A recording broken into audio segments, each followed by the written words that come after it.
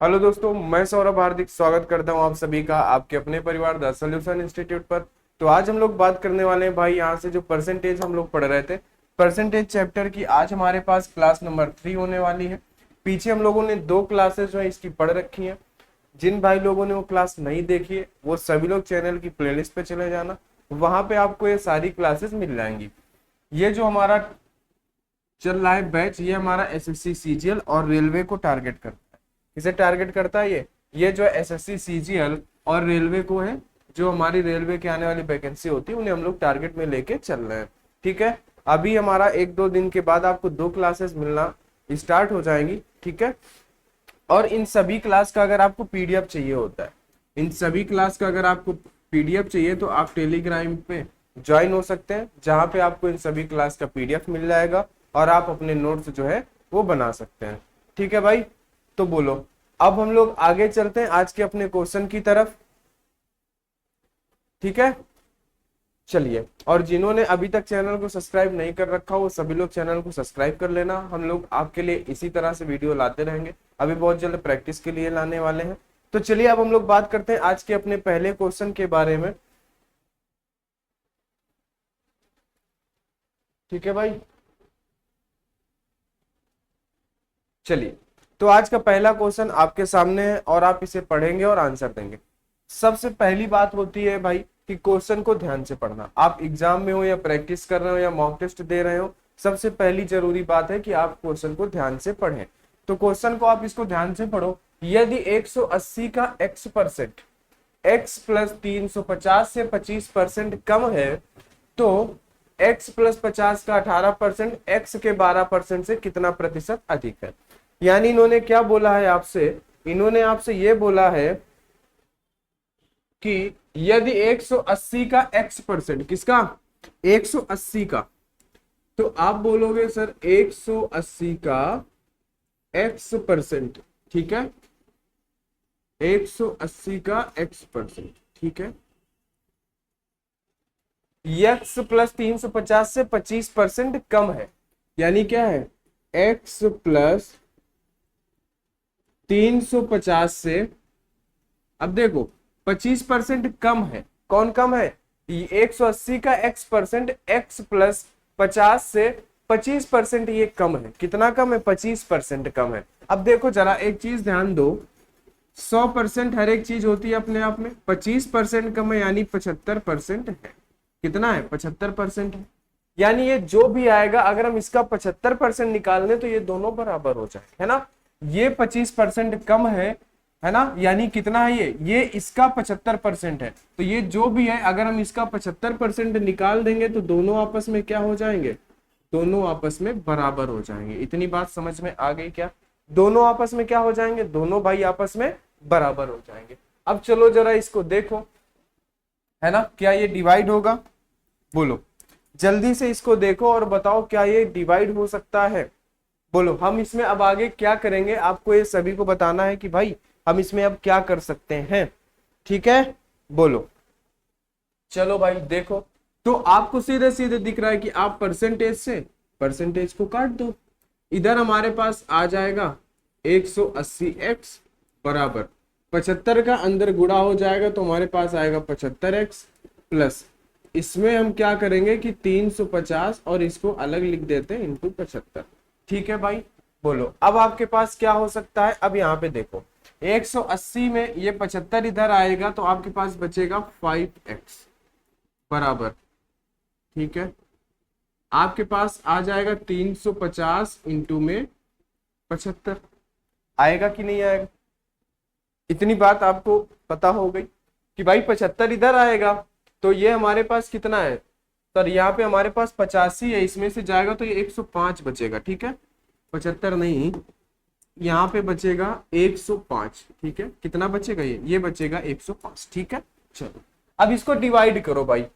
अगर आप देखोगे तो इसको ये 35 से कट जाता है।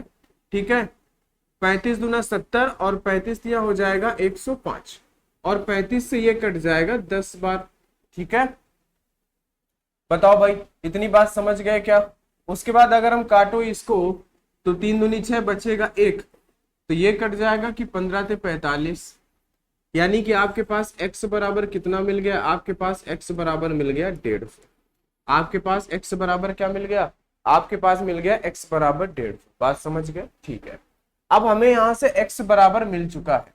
अब हमें बताना क्या था, थोड़ा ध्यान से इसको थोड़ा ऊपर करते हैं, समझते हैं।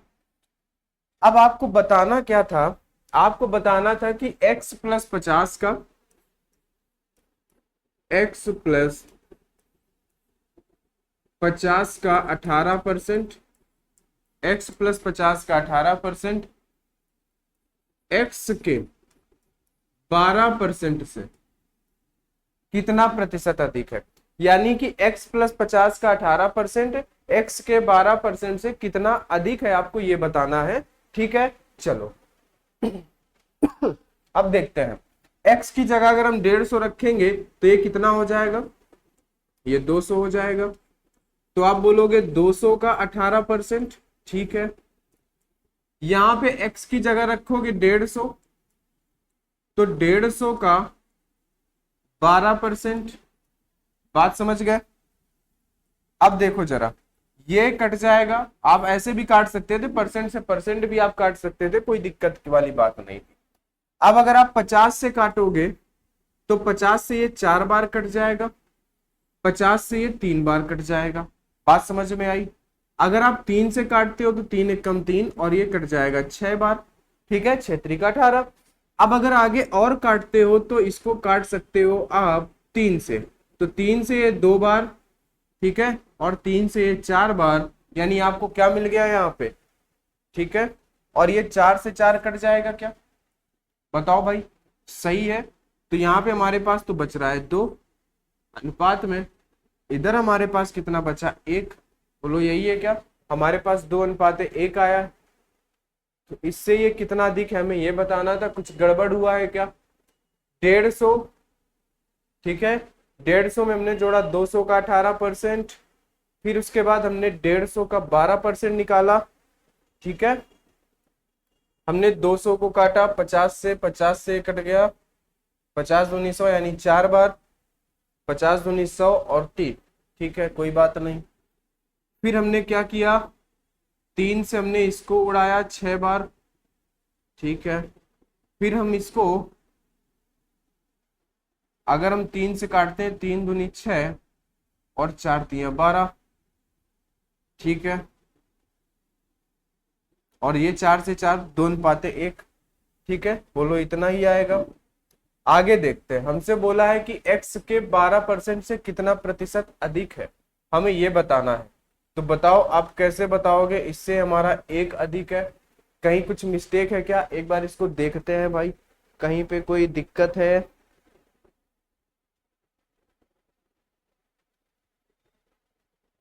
ठीक है, यहां तक तो हमारा सारा कुछ सही है, बोलो भाई, ठीक है। यहाँ पे भी हमारा 105 x है, 350 है।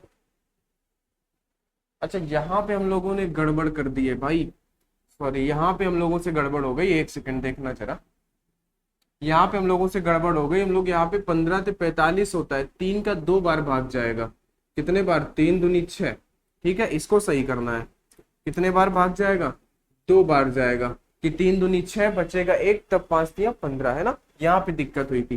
तो ये कितना हो जाएगा, 250 हो जाएगा, कितना हो जाएगा, ये 250 हो जाएगा। ठीक है, अब चलो डायरेक्ट कर लेते हैं। आपको बताना है x प्लस 50 का 18%, x प्लस 50 करोगे यानी 250 प्लस 50 करोगे हो जाएगा आपके पास 300। आपको बताना है 300 का 18% अनुपात, ठीक है। आपको बताना है x के 12% से, यानी 250 के 12% से कितना अधिक है। अब आप इसको सॉल्व कर लो, है ना, वहां पे मिस्टेक हो गई थी थोड़ी सी, परसेंट से परसेंट हटा लो, है ना, 6 से काट दो तो 6 त्रिक 18 और 6 दूनी 12, ठीक है। उसके बाद आप 2 से काट दोगे तो 2 से ये कट जाएगा आपका 150 बार, कितने बार, 150 बार, ठीक है। उसके बाद अगर आप क्या करते हो, 50 से काटते हो तो 50 से ये कटेगा 3 बार, और 50 से ये कट जाएगा कितने बार, 5 बार। तो कितना आया, यहाँ पे आ गया 9 अनुपात 5, ठीक है, ये आ गया। अब बोला क्या, x प्लस 50 का 18% x के 12% से, किससे, x के 12% से कितना अधिक है, तो जिससे बोला होता है उसको हम नीचे रखते हैं। तो देखो कितना अधिक है, आप बोलोगे 4 अधिक है किसके, इस 5 से, तो 100% क्या, तो आप 5 से काटोगे, 5 से कटेगा 20 बार, यानी कि कितना आ जाएगा 80। आपका आंसर 80। ठीक है, यहाँ पे मिस्टेक हो गई थी, नहीं तो हमें और जल्दी हो जाता क्वेश्चन करना। चलिए ठीक है भाई, चलो अगर कभी किसी क्वेश्चन में कोई मिस्टेक हो जाए या रह जाए तो उसे आप सही कर लेना, है ना, उस समय अगर दिमाग में नहीं आती है तो। चलो बात आप समझ गए, यहाँ से आ गया 80। चलिए आगे बात करते हैं, अगले क्वेश्चन की तरफ चलते हैं आपको लेके। ये रहा अगला क्वेश्चन, सेम उसी टाइप का क्वेश्चन। ठीक है, बोलो सेम उसी टाइप का आपके पास ये क्वेश्चन है, और हम लोग टाइप नंबर ये 3 पढ़ रहे थे। ठीक है, यहाँ पे आपके पास लिख देते हैं, यहां से हमारा जो था वो टाइप नंबर 3 था, आगे जो थे वो टाइप 1 और 2 थे। यहाँ पे जो हमारे पास है ये टाइप नंबर 3 है। टाइप नंबर 2 तक हमारा बेसिक था, लेकिन अब यहाँ से हमारा थोड़ा जो है परसेंटेज चालू हो गया है, जो कि टाइप नंबर 3 है। चलिए आगे देखते हैं, यदि 270 का x प्लस 25% कितना है, यदि 270 का x प्लस 25%। ठीक है भाई, बोलो 270 का, किसका, 270, 270 का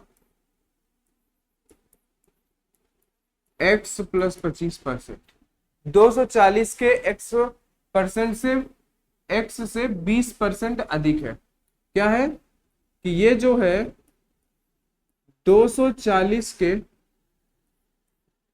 x परसेंट से, 240 के x परसेंट से कितना अधिक है, ये जो अधिक है 20%, कौन सा, ये अधिक है कितना, ये अधिक है 20%, कितना 20%। ठीक है, तो हम क्या करेंगे, x का x प्लस 25%, 240 के x परसेंट से 20 अधिक है, तो हम क्या करते हैं, ये ज्यादा है तो हम इसको दे देते हैं 20% ज्यादा, यानी कि 120% है। 120% को आप फ्रैक्शन में बदल दोगे, 2 से काटोगे 6 बार, 2 से कटेगा 5 बार, यानी हम इसको 6/5 लिख सकते हैं, आप डायरेक्ट 120 भी लिख सकते हो। ठीक है, तो हम लोग इसको 6/5 लिख लेते हैं, यहाँ पे बात आप समझ गए। ठीक है, आप 120 भी लिख सकते हो, कोई दिक्कत वाली बात नहीं है, लेकिन हमें कैलकुलेशन आसान करने के लिए ऐसा करना पड़ता है। अब देखो ये परसेंटेज से परसेंटेज तो चला गया, ठीक है, अब हमें क्या करना है कि इसके अंदर मल्टीप्लाई कराना है। ठीक है, तो ये कितना हो जाएगा 270, इसको और पहले कैंसिल कर लेते हैं। ठीक है, कितने से कैंसिल हो जाएगा, 3 से कैंसिल हो जाएगा क्या, ठीक है, 3 से 9 बार, और ये 3 से 8 बार, है ना, और ये 0 भी तो कैंसिल हो जाएगा, छोड़ो इसको हटाओ। ठीक है, चलो इतनी बात समझ में आ गई, इतना ही कैंसिल होगा। ठीक है, हम यहाँ पे करेंगे 9x प्लस का 25, बात समझ गए। चलो आगे, इधर हमारे पास आया 8x, इधर हमारे पास कितना है 8x, और कुछ छोटा है 240 के x परसेंट से 20% अधिक। ठीक है, इसके बाद हमारे पास यहाँ पे इंटू है, हमारे पास 6/5, इस 5 का इधर मल्टीप्लाई होगा, क्या होगा, ये जो 5 है ये हमारा इधर मल्टीप्लाई हो जाएगा, 5 हमारा किधर हो जाएगा, 5 हमारा इधर मल्टीप्लाई हो जाएगा। बोलो बात समझ गए। ठीक है, बोलो चलो आगे करते हैं, 5 को इधर, तो 9×45x प्लस, इसको हम ऐसे ही लिख देंगे 25 × 5 बराबर 8 × 48, 48x हो जाएगा। ठीक है, ये इधर चला जाएगा तो आपके पास कितना बचेगा, आपके पास बचेगा 3x। ठीक है, इधर आप देखोगे तो आपके पास कितना हो जाएगा, 25×5 125। ठीक है, 25×5 कितना 125, ये 3 से आपका क्या डिवाइड हो जाएगा, नहीं होगा। ठीक है, आपके पास 3x बराबर कितना आ रहा है, आपके पास आ रहा है 3x बराबर, ठीक है, इधर है आपके पास 9x, और हमने क्या किया है, ठीक है 9x है, और हमारे पास है 25, 25×5 125, इधर हमारे पास है 45x। ठीक है, बोलो बात समझ गए आप। ठीक है,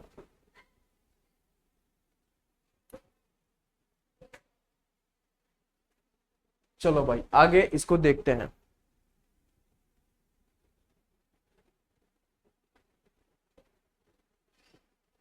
आ जाओ चलो, ठीक है। चलिए यहाँ पे हमारे पास यहाँ तक हो गया बात, ठीक है। 9 है, 9x और 25 का भी 9 के साथ मल्टीप्लाई होगा। यहाँ पे 1 मिनट, यहाँ पे हमें क्या करना पड़ेगा, यहाँ पे हमें मल्टीप्लाई करना पड़ेगा। ये 9 ब्रैकेट के बाहर है, अंदर जाएगा 9x, इसके साथ होगा 9 पना 45 का 5, 9 दूनी 18 और ये हो जाएगा आपके पास कितना 225, ये होगा 225, ठीक है। तो यहाँ पे हमारे पास आएगा कितना, यहाँ पे आएगा हमारे पास 225 इंटू में 5, ऐसा रहेगा ये, ठीक है। बात आप समझ गए इतनी। 9x को हमें अंदर ले जाना है तो x के साथ भी होगा और 25 के साथ भी होगा। अब हम इसको इधर ले जाएंगे तो हमारे पास आएगा 3x, बराबर में रहेगा हमारे पास 225 इंटू में 5, ठीक है। अब इसको आप कैंसिल कर सकते हो 3 से, 3 से कैंसिल हो जाएगा कितनी बार, 7 3 का 21, 1 बचा, 5 3 15, यानी x बराबर कितना आ जाएगा 5 25, 7 पना 35, यानी आपके पास आ गया 375। x बराबर आ गया आपके पास 375, ठीक है। अब आपको क्या बताना है, तो x प्लस 25 का 12%, x प्लस 25 का 12%, x कितना है 375, इसमें से 125 जोड़ोगे तो कितना हो जाएगा 500, 500 का 12%, ठीक है, बराबर x के 10% से, x कितना है 375, इसके 10% से कितना अधिक है, तो परसेंटेज से आप परसेंटेज हटा दोगे, ठीक है। परसेंटेज से आपने क्या किया, परसेंटेज से आपने परसेंटेज हटा दिया, फिर उसके बाद आप क्या करोगे, आप इस जीरो से इस जीरो को कैंसिल कर सकते हो, ठीक है भाई। उसके बाद आप क्या कर सकते हो, आप 50 या 25 से कैंसिल कर सकते हो, 25 दूनी 50 और ये क्या होगा 25 एकम 25, ठीक है, 25 और 7 5 12, ठीक है, तो 25 पंचे 125, बोलो इतना ही आएगा। इतनी बात हो गई। आप फिर इसको 3 से कैंसिल कर सकते हो, 3 से कैंसिल हो जाएगा ये 5 3 15, 3 से कैंसिल हो जाएगा ये 4 बार, यानी आपके पास इधर आया 4 दूनी 8 और इधर आया आपके पास 5, ये आया निकल के 8:5। अब क्या बोला है, इससे ये कितना अधिक है, तो आप बताओगे कितना अधिक है, 3 अधिक है, किससे, इस 5 से, इससे, तो 100% क्या, आप बोलोगे 5 से इसको हम डिवाइड करेंगे 20 आएगा और 20 3 60, यानी कि 60% अधिक है। बात आप समझ गए, ठीक है। कितना अधिक है, 60% अधिक है। इसमें कोई दिक्कत नहीं, बस आपको नॉर्मल सॉल्व करते जाना है, बस थोड़ा चिन्ह का और कैलकुलेशन का ध्यान रखना है, ठीक है।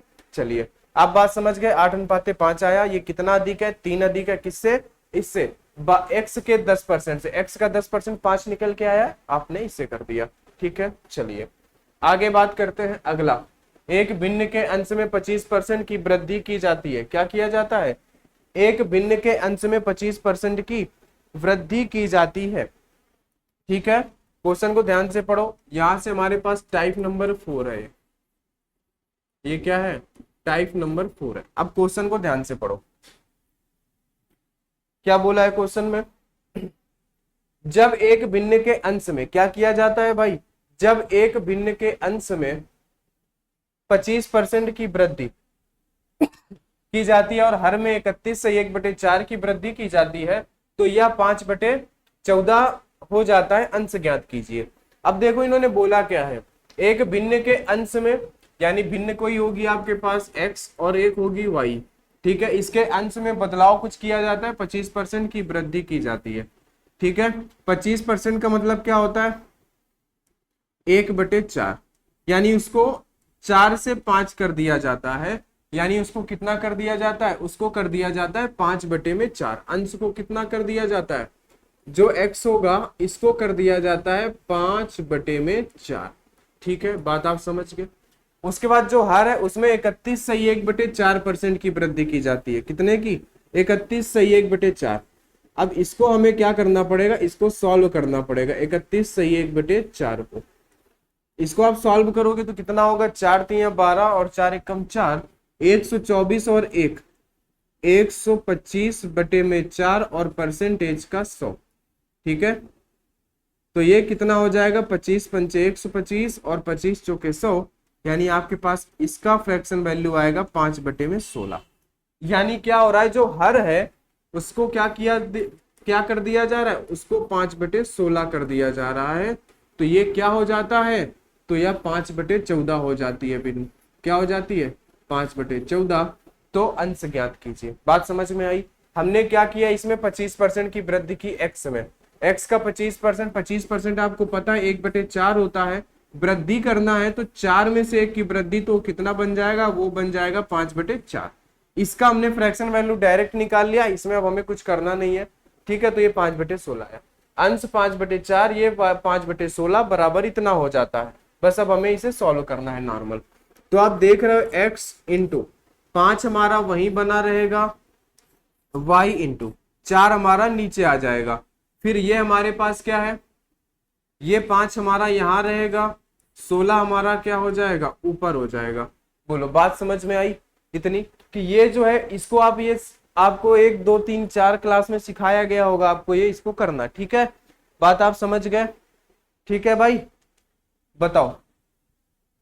चलो आगे देखते हैं यहाँ पे कि ये हमारे पास आ गया 16 ऊपर गया, 5 यहाँ पे। ठीक है, अच्छा इसका हमने क्या किया, इसका हमने फ्रैक्शन वैल्यू निकाल ली है, लेकिन अभी हमें इसे वृद्धि भी तो करनी है। यानी 16, 5/16 की वृद्धि होती है, यानी 16 में 5 की वृद्धि होती है, तो ये बनेगा 21/16। कितना बनेगा, 21/16। तो यहाँ पे आपको करना पड़ेगा 21/16। क्या करना पड़ेगा, यहाँ पे आपको करना पड़ेगा 21/16। बात आप समझ गए। ठीक है भाई, बोलो आपको क्या करना पड़ेगा, 21/16। तो ये 21 नीचे रहेगा, 16 ऊपर चला जाएगा।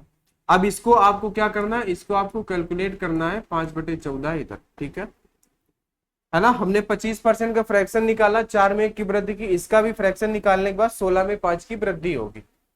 आप क्या करोगे, इस 5 से ये 5 कैंसिल हो जाएगा, 4 से ये कैंसिल हो जाएगा 4 बार।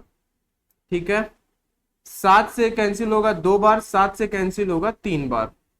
ठीक है भाई, बात आप समझ गए। चलो अब इधर ये x है, इधर ये y है, बराबर ये 3 इधर चला जाएगा, ये 4 इधर आ जाएगा, तो 3/8। यानी x/y कितना था, 3/8 था। फ्रैक्शन उसकी क्या थी, 3/8। हमसे अंश पूछा था, 3 हम दे सकते थे, लेकिन पूरा भिन्न दिया है तो हमने उसको आंसर दे दिया, कितना, 3/8। ठीक है, बात आप समझ गए। जो हमसे बोला था बस हमें उतना करते जाना है। चलिए आगे बढ़ते हैं, अगले क्वेश्चन पे चलते हैं।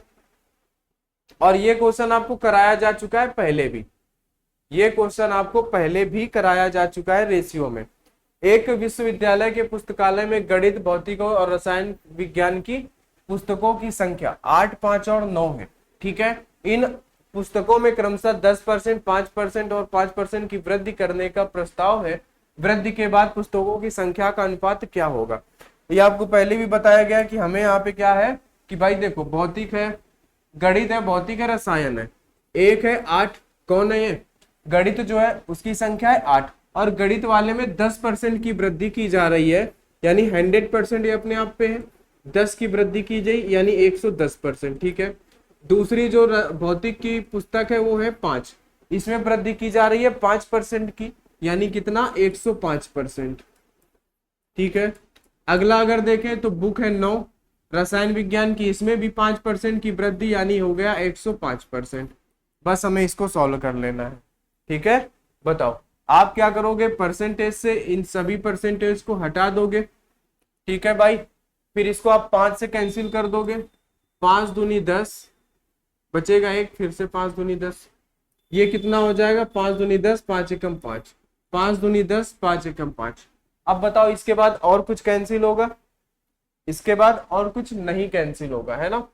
तो 8 दूनी 16 और 8 दूनी 16, यानी ये आ जाएगा आपके पास 176। ये कितना आ जाएगा, 5 दूनी 10 और 5 एकम 5, ये आ जाएगा 105। ये 9 दूनी 18 और 9 एकम 9, 189। यानी कितना आ गया, उन पुस्तकों की संख्या अब कितनी हो गई है, 176, 105 और 189। पुस्तकों की संख्या का अनुपात 176, 105 और 189 हो जाएगा। बस एक लाइन का सवाल था, ये आपको रेशियो में भी कराया जा चुका है कि उन संख्या में वृद्धि होगी तो उनको हम क्या करते हैं, डायरेक्ट उसका मल्टीप्लाई कराते हैं। चलिए आगे बात करते हैं, अगले क्वेश्चन पे चलते हैं, इसको समझते हैं। ये भी एक तरीके से आपको कराया जा चुका है इसी फॉर्मेट का क्वेश्चन, कहाँ पे, रेशियो में। क्या बोला, एक परिवार में गेहूं, सब्जी और तेल का व्यय 12, 8 और 5 है। क्या है, 12, 8 और 5 है। बात आप समझ गए। इन वस्तुओं के मूल्य में 50%, 25% और 40% की वृद्धि की गई है। अब देखो, अगर आपसे बोलेगा कि 12% का 50% निकालो, तो ये दशमलव में आएगा। क्या आएगा, दशमलव में आएगा। तो इसलिए हम क्या करते हैं, हम इसको कुछ मान लेते हैं। यानी ये जो है हमारे पास, पहला ये 12 है तो हम इसको 1200 मान लेते हैं। दूसरा है हमारे पास 8 तो हम इसको 800 मान लेते हैं। अगला है हमारे 5 तो हम इसको 500 मान लेते हैं। ऐसा क्यों, क्योंकि हम इनका परसेंट निकाल पाएंगे, नहीं तो ये दशमलव पे आएगा। अब हमसे क्या बोला, इन वस्तुओं के मूल्य में वृद्धि हो गई, इन वस्तुओं पर परिवार के व्यय में कितने प्रतिशत की वृद्धि हुई। अब देखो ये क्या है, सब्जी में इन सब का ये व्यय है। क्या है, व्यय है। तो अगर इसका व्यय जोड़ेंगे तो 12, 8, 20 और 5, 25। यानी यहाँ पे अभी उनका खर्चा कितने का हो रहा है, 2500 रुपए का।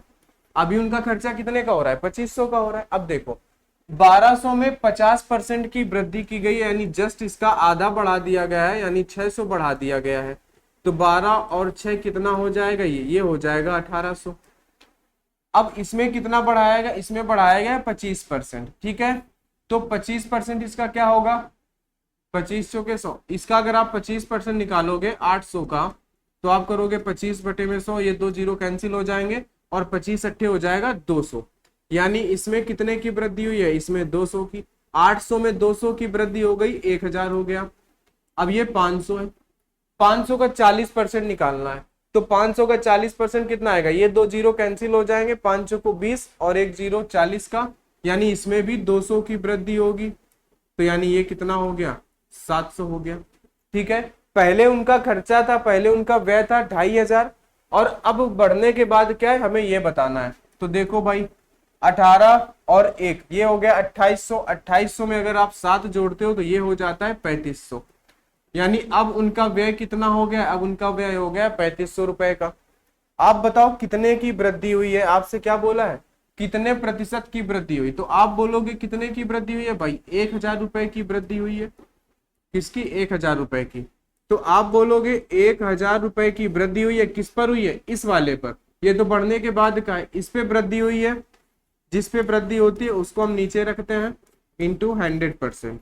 ठीक है, ये 2 जीरो कैंसिल। अगर आप 25 से इसको कैंसिल करोगे तो 25 चौके 100 यानी 40। आप बोलोगे कि 40% की वृद्धि हुई है, और यही हो जाएगा आपका आंसर। ठीक है भाई, 40% की वृद्धि हुई है। ठीक है, आसान था, ये आपको पहले भी कराया जा चुका है। रेशियो में एक गाड़ी थी जिसके 3 खर्चे थे, है ना, बनाने का, लेबर का, कच्चे माल का, उसी तरीके का सेम ये क्वेश्चन है ना। हम इसका 12 का 50% निकाल लेते 6, लेकिन 8 का 25% कैसे निकालते, 5 का 40 कैसे निकालते, इसलिए हमने जीरो बढ़ा लिया उस पर। ठीक है, आप 1200 मान लो, 12000 मान लो, 8000 मान लो, जो मानना है मान लो, आंसर सेम आएगा। चलिए आगे बात करते हैं अगले क्वेश्चन पे। क्वेश्चन नंबर 16, इसे ध्यान से पढ़ो।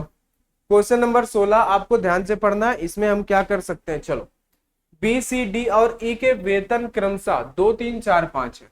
कितने हैं, 2, 3, 4 और 5।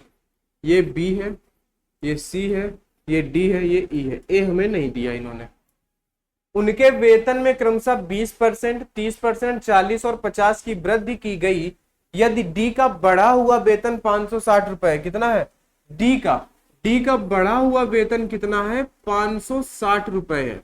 कितना है, ध्यान से समझना, इसी लाइन से हम क्वेश्चन को सॉल्व कर लेंगे। डी का बढ़ा हुआ वेतन इन्होंने दे दिया है 560 रुपए। ठीक है, अब देखो जरा, डी बढ़ के 560 हो गया। देखो कितने परसेंट की वृद्धि हुई है डी पे। देखो ये बी है, सी और डी, यानी बी, सी और डी, डी पे 40% की वृद्धि हुई है। यानी अपने आप पे पहले 100% होगा, 40 की वृद्धि हुई है। यानी आप बोलोगे कि 140% की जब वृद्धि की गई है तब ये मिला है।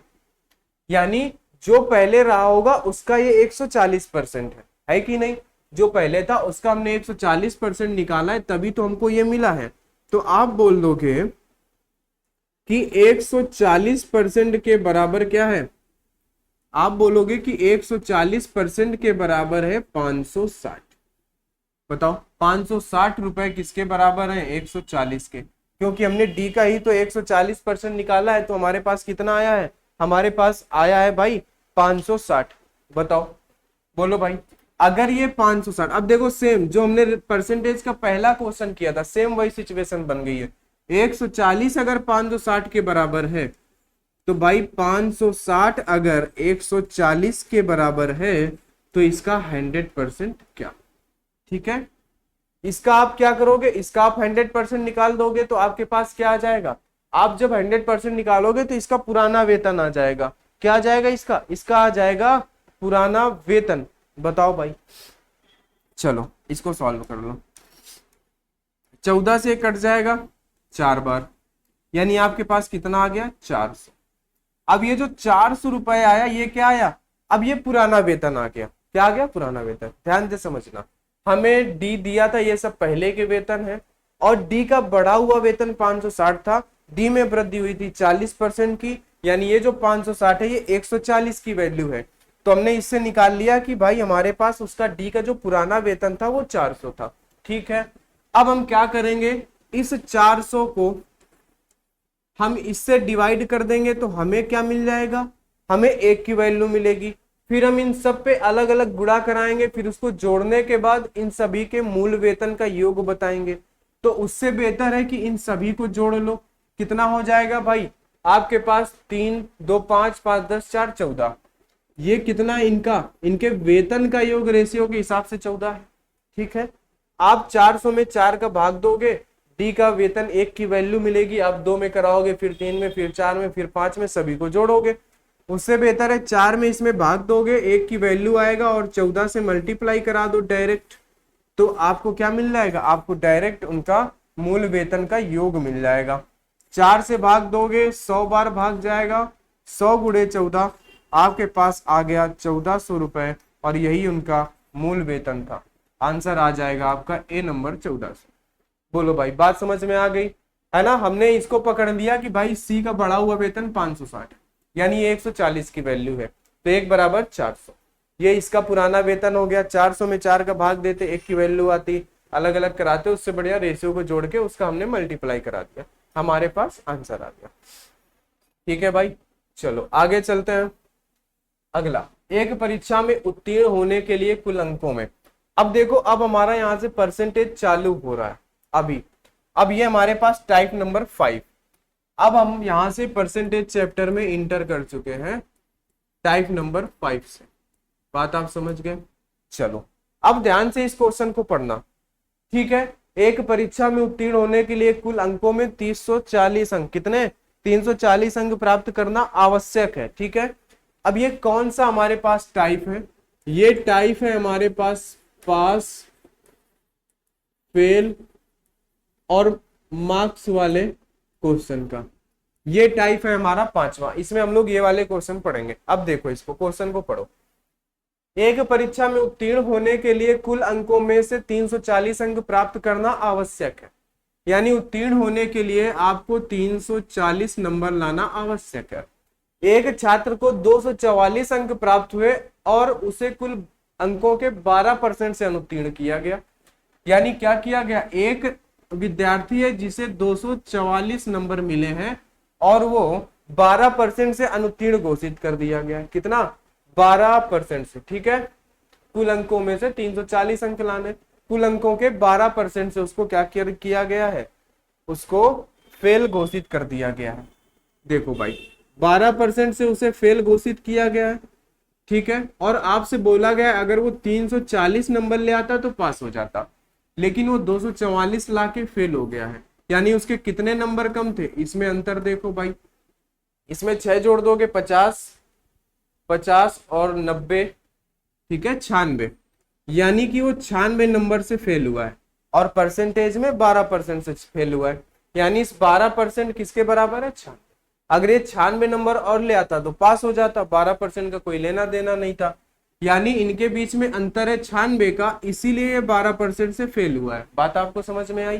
ठीक है, क्या है, एक छात्र को 244 अंक प्राप्त हुए और उसे कुल अंक के 12% से अनुत्तीर्ण किया गया। 12% से वो फेल हुआ है, और किस वजह से, क्योंकि ये 96 नंबर उसे नहीं मिल पाए। ये 12% के बराबर है। तो अगर 96 बटे में 12 तो आपको टोटल कितने, कुल कितने अंक प्राप्त होते हैं इसे ये बताना है, तो भाई आप सीधे 100% का मल्टीप्लाई करा दोगे। बस आप इसको सॉल्व कर दोगे तो टोटल अंक आ जाएगा 12×96, यानी जो एग्जाम था वो कितने नंबर का था, वो था 800 मार्क्स का। ठीक है, 800 नंबर का एग्जाम। बात आपको समझ में आई।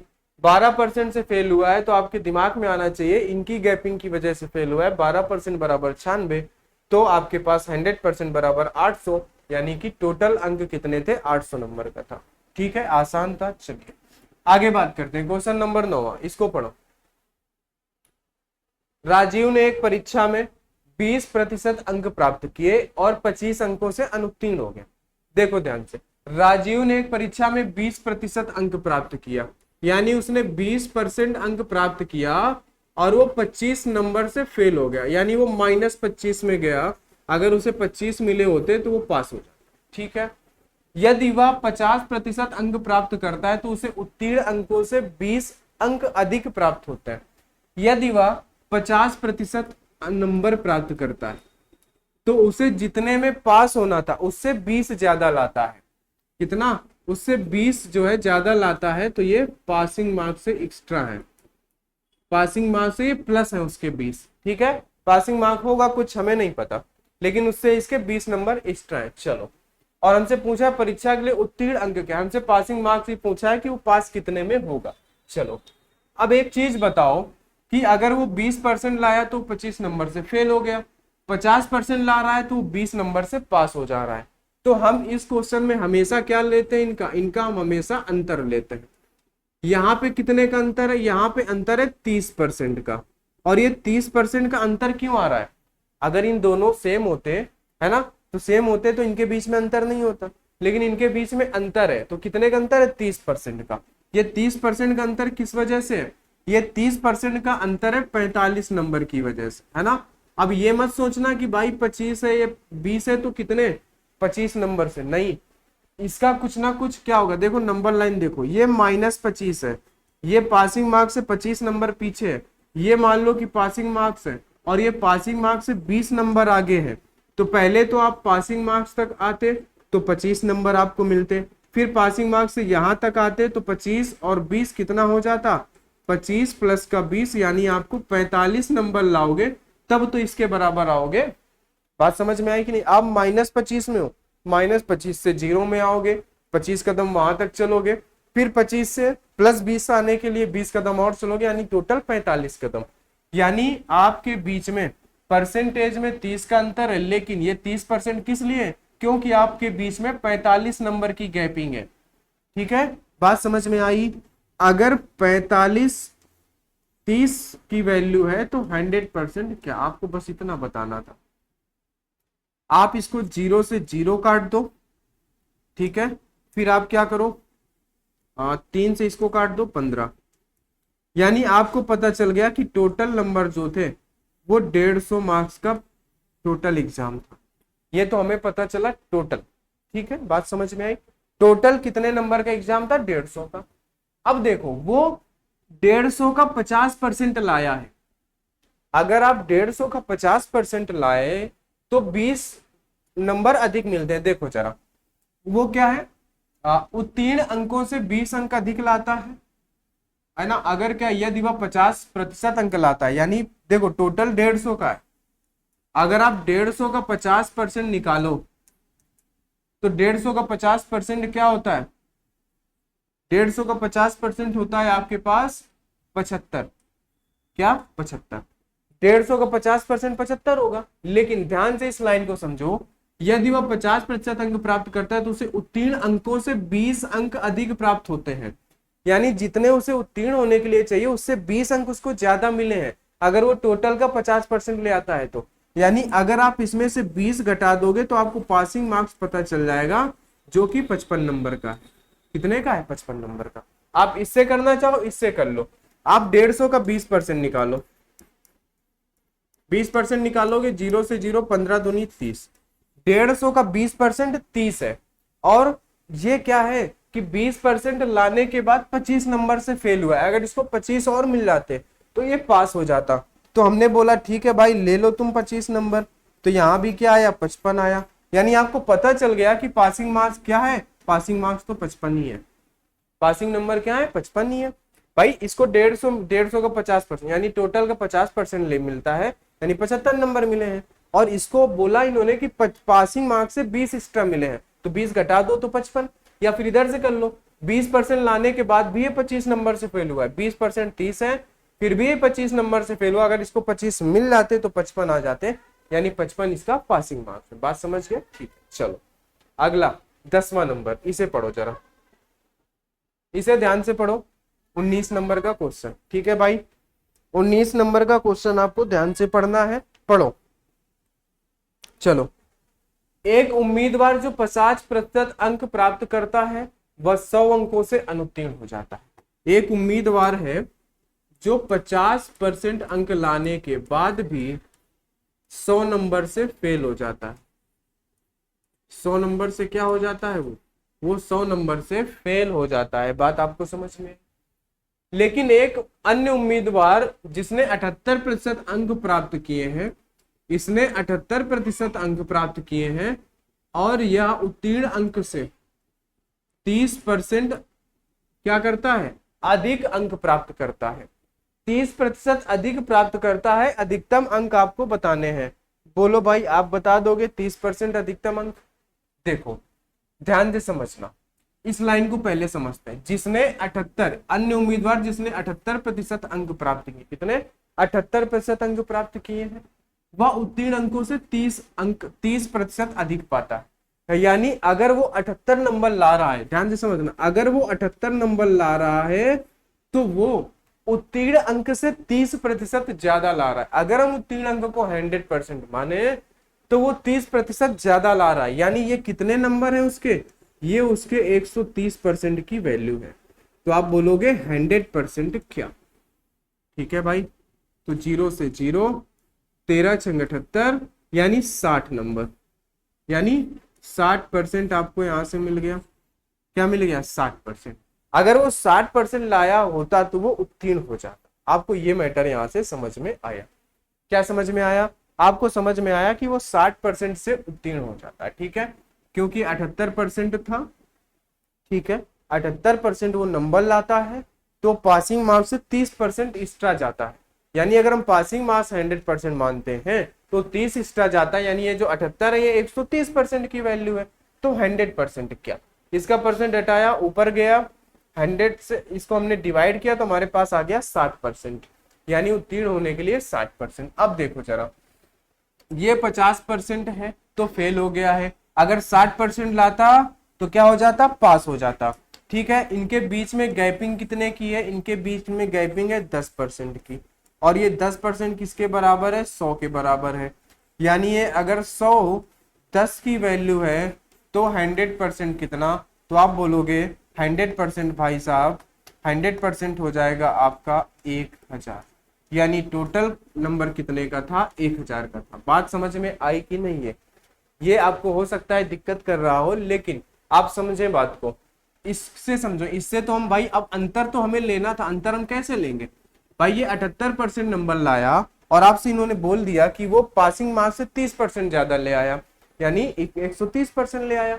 तो ये 78 जो 130% की वैल्यू, तो 100% की वैल्यू 60। अगर वो 60% नंबर ले आता तो पास हो जाता। ठीक है, अब जबकि ये 50% ला के 100 से फेल हुआ है, 60% लाता तो पास हो जाता, यानी 10% बढ़ने में उसके 100 नंबर बढ़ते। अगर ये 100 10% के बराबर तो 100% क्या, 1000। बात समझ गए? ठीक है, चलिए रिवीजन करिएगा, रिवीजन करेंगे तो आपको ये सारी बातें समझ में आएंगी। चलिए आगे चलते हैं 120 नंबर पे। इसको तो हम लोग औसत से कर लेंगे, आसान है, 1 मिनट में हो जाएगा। आ जाओ, देखो एक परीक्षा में प्रत्येक 100 अंकों के 3 विषय, ठीक है, सबको पता है 100 नंबर का होता है। एक छात्र पहले विषय में 75, दूसरे में 86, उससे कुल मिलाकर 68 अंक हासिल किए। तीसरे विषय में अंकों का प्रतिशत क्या है? देखो पहले सब्जेक्ट में वो कितने लाता है, 75%, ध्यान से समझना। दूसरे सब्जेक्ट वो कितना लाता है, 86%, ध्यान से समझना। और तीसरे परसेंट में हमें बताना है कि वो कितना लाता है, और हमें ये पता है कि उसने कुल मिलाकर इन सभी का मिला के ओवरऑल जो औसत है वो कितने का है, 68% का। अब बताओ 68%, देखो एवरेज का फार्मूला आपको पता है कि एवरेज बराबर क्या होता है, ठीक है, एवरेज बराबर आपको पता है कि भाई औसत, है ना, जो कुल विषय होते हैं, है ना, वो इनको अलग अलग जोड़ दिया जाता है और नीचे 3, है ना, जितना होता है। बात आप समझ रहे हो। तो अब हमारे पास क्या हो जाएगा कि ये जो औसत दिया है 68, ये 3 विषय का है, तो हम इसके साथ 3 का मल्टीप्लाई कराएंगे, तो 8 3 का 24, इसके साथ हम 3 का मल्टीप्लाई करा देंगे, तो 8 3 का 24 का 4, 6 3 का 18 और 20, 204%। यानी अगर देखें तो इन तीनों का मिला के 204% होना चाहिए, हमें ये पता चला। जबकि 6 5 11 का 1, 8 और 7 आपका कितना हो जाता है 15 और 1 16, सभी का मिला के 161% है। इन दो का मिला के, तो इन दो का अगर हम इसमें घटा दें, 4 में से 1 गया 3, 20 में 16 गया 4, यानी तीसरे सब्जेक्ट में उसे कितने लाने थे 43% लाने थे। तीसरे सब्जेक्ट में उसे कितने लाने थे, तीसरे सब्जेक्ट में उसे 43% लाना था। बोलो बात समझ में आई क्या? इतनी बात आपको समझ में आ गई होगी। ठीक है, हमने इसको औसत से कर लिया। 3 विषय का औसत 68%, तो 68 गुणे 3 यानी टोटल 204%। तीनों के मिला के 204 होने चाहिए, 2 के मिला के 161 थे, हमने 2 को घटाया, तीसरा बच गया 43%। बात खत्म। ठीक है, तो आज की क्लास में इतना ही, आगे हम लोग पढ़ेंगे नेक्स्ट क्लास में। क्लास अच्छी लगी है, कॉन्सेप्ट अच्छा लगा है तो भाई क्लास को लाइक कर देना। हम लोग बहुत ही कम क्वेश्चन फार्मूले से पढ़ेंगे, हम लोग लॉजिक से पढ़ेंगे, ना कि एक्स मेथड, ना कि कुछ लॉजिक से। ठीक है भाई, तो क्लास अच्छी लग रही, वीडियो को लाइक कर देना, चैनल को सब्सक्राइब कर देना। तो चलिए आज की क्लास में इतना ही, मिलते हैं हम लोग नेक्स्ट क्लास में। तब तक के लिए सभी को बहुत बहुत धन्यवाद।